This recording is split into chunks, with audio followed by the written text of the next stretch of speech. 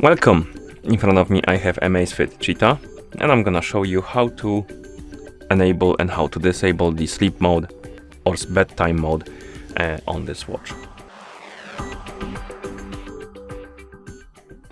First, we need to wake up the screen on our watch, and you can do it by pressing the select button. Once you wake up the screen, you should see the current watch face, the home screen, and you can swipe down from the top of the screen to open the quick panel. On this panel you should see a bunch of icons, and one of them should look like the bed, and this is the sleep mode or bedtime mode icon.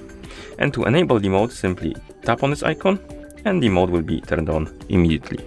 You can tell by the screen getting a lot dimmer, and it's barely visible, but on the watch face, if you go back to watch face, there's this bed mode icon at the top, which indicates that the mode is enabled. And if you open the quick panel, it's also barely visible, but the bed icon is highlighted, which indicates that the mode is enabled.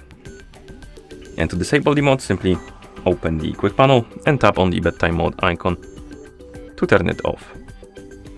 And that's how you enable and how you disable the sleep time, or rather sleep mode or bedtime mode on this watch.